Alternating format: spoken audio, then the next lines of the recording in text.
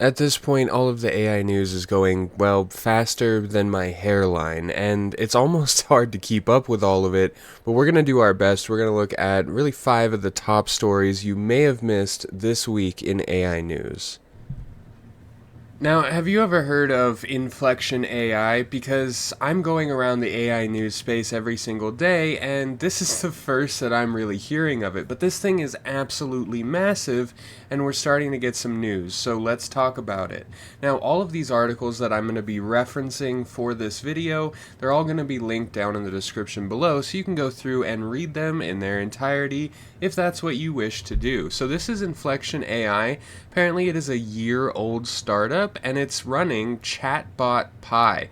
Now, they raised $1.3 billion, and I didn't honestly think that was too much in the space, relative to the space, until I looked at this chart right here. Now, OpenAI itself raised $10 billion, and out of the AI fundraising rounds from new startups we've seen, Inflection is actually ranked 4th. Now, two of the main backers behind this are Microsoft and Nvidia. So how have we not heard about this? We're waiting to see exactly what Chatbot, or ChatPi is what I'm going to call it. We're waiting to really see how many parameters it's running off of and exactly what it's meant to do. But let's take a look at this paragraph right here. Again, this is msn.com. This is the article I'm referencing, and it'll be down in the description below. This fundraising round significantly deepens Inflection's ties with Microsoft and Nvidia, the two key partners in the AI race. Microsoft, of course, is also an investor in OpenAI. We saw the last earnings round for Microsoft, they shot up, and a lot of that was due to the fact that they're a main backer in OpenAI. Now, Inflection's cloud computing partner Nvidia is working closely with Inflection on the deployment of its flagship H100 GPU, current gold standard for AI training and powering large language models like OpenAI's GPT-3. So this is basically going to be a competition. This is a competition between Inflection and OpenAI, and they are both backed and funded by essentially the same people. So this is really interesting. It's a really interesting development in the AI space. All of a sudden, out of nowhere, we just have, boom, this new competitor just blasting into the space. So Inflection is definitely something we want to be watching out for in the future news. Next up, we have an article from MarkTech Post, and this is extremely interesting because other than GPT-4 and of course the open source free GPT models that we've seen coming out of the community, there really has not been any direct competition for OpenAI's GPT-3, GPT-4, basically that whole large language model section that is just completely owned and just overseen by GPT-4. But now Microsoft, and again, we just talked about this, Microsoft is a main backer for GPT, for OpenAI, and now they're going to be a competitor. So what we're seeing, and this is really how I'm visualizing it, is we have all of these different AI startups, all of these different main AI companies, like OpenAI, but they all seem to have something in common, and that is that Microsoft is backing them. So is Microsoft really going to be the true winner at the end of the day when we're looking at who gets those market gains, who's really getting the technology gains, who's getting the advancements? And this is outside of the open source community. We had the Google leak about a month ago that said the open source community is just obliterating everything that's happening on a corporate level because there is so many minds behind it. And again, it's open source. There's millions of people that have access to fork and bridge and build on all of these open source tools that we're seeing. But when it comes to GPT, other than Microsoft's Bing, again, here we have another Microsoft company. Other than Microsoft's Bing, there's not really any corporate competitor to GPT-4 and to OpenAI. Well, Microsoft is introducing Orca, and its real name is Orca 13B, and the 13B stands for 13 billion parameters. Now, this is being pitched as a mini model, but something that I've found extremely interesting about this is the fact that they're only running on 13 billion parameters, whereas the new GPT models are 60 billion plus, and some are coming out that have actual real-time analytics, real-time observational qualities or skills or abilities rather. We'll use the word abilities. But what this is doing is it's basically saying we're modeling this Orca 13B mini LLM or mini LFM to learn and grow based on how fast or how far-reaching GPT and other large language models are growing. That means while it only has 13 billion parameters, these parameters are being trained directly on the 60 billion plus that other models, bigger models, mini models are actually using, such as GPT-4. So how is this mini model going to fare? It has not been released yet, but we're starting to get more and more information on it. So is it going to be cheaper? Is it going to run as effectively and efficiently? These are all things we're going to be looking for in future news releases, but this is something that you need to know about because up until now there hasn't been real competition for these large language models. So Orca 13B directly from Microsoft, something we're keeping a close eye on. When you hear the word Robocat, what do you think of? Well, Google and DeepMind have just released new information on Robocat. Most of the AI technology we see is actually in software, web applications or other applications that we can use, possibly extensions or plugins. It's all been behind the scenes software and coding. Up until now, we haven't seen a lot of AI involvement in physical matters or a physical manifestation of an AI technology. What you're seeing right here, the white arm and the red arm, these are two models of Robocat. It's pitched as a self-improving robotic agent. Now let's actually take a look at this, and I want to make sure that I mute this so you can see this is Robocat actually in action. And again, I'll share this link down below in the description. What this model is trained to do is to look at an image, perceive what is going on inside of that image, and then attempt to replicate it in real time. You can see right now, and actually let me move my video capture, you can see on the very top that it was trained, or now on the bottom right, that it was trained on this goal image set. So it takes that image as an input and then tries to precisely replicate it in the physical or in the real world.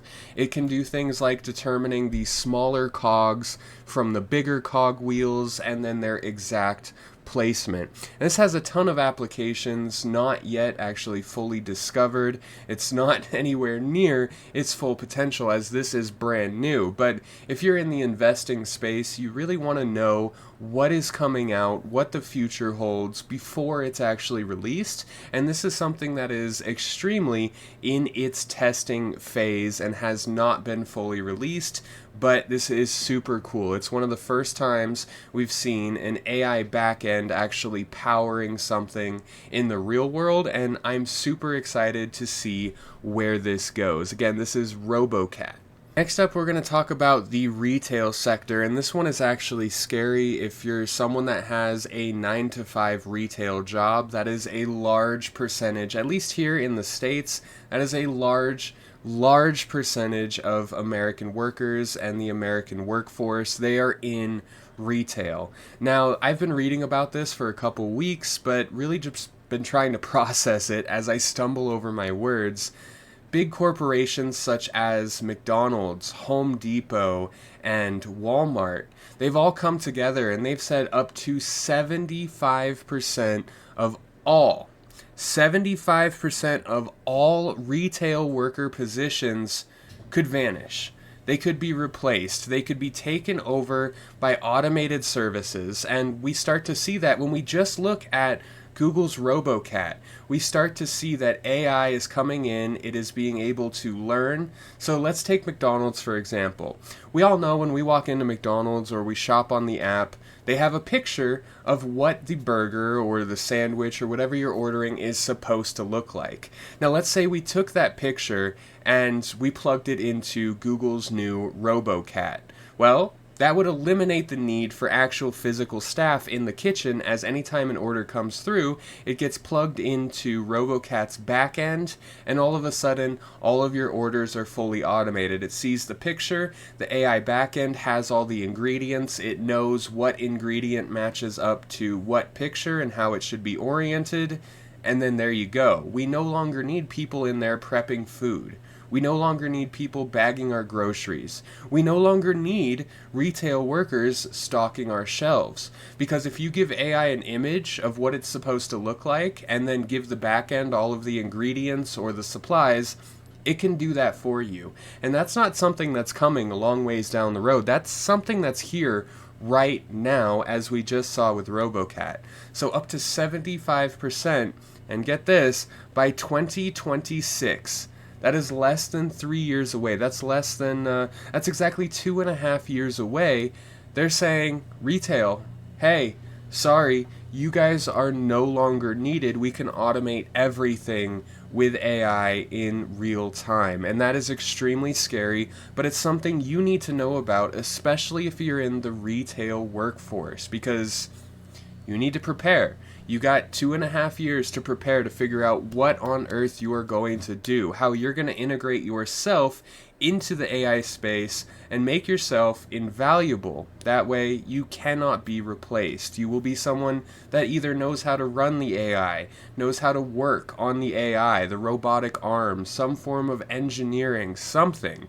But at the very least, you need to have this heads up. I'm sure in some form you've heard about what's going on trying to rein in AI.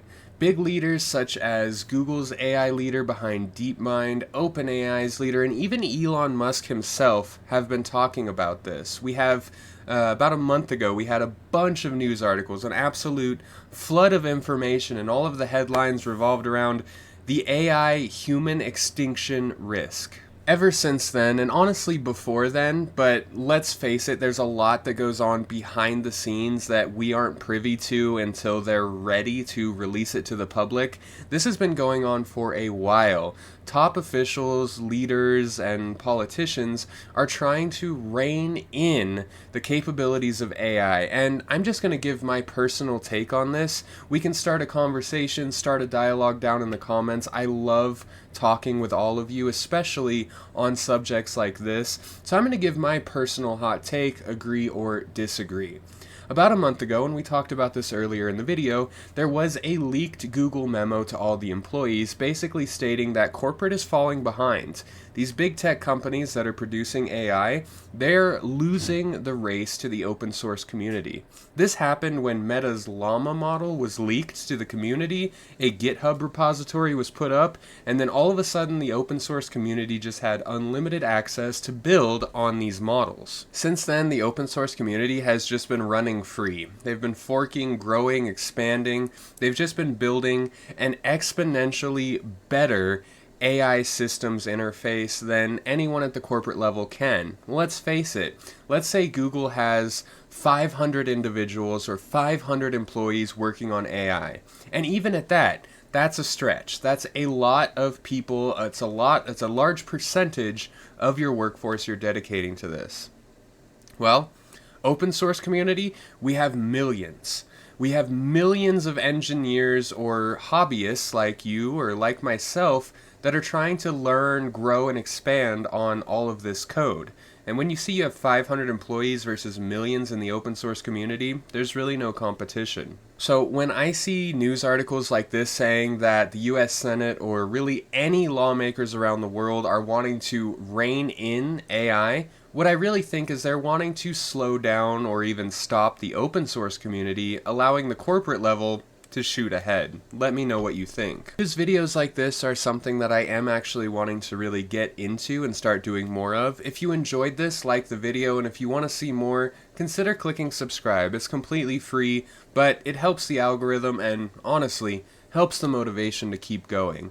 Let me know what you'd like to see next, and make sure to check out one of these videos or both of them on your screen now, as these tutorials are pretty neat. They're going to help you learn how to do some seriously advanced things with AI.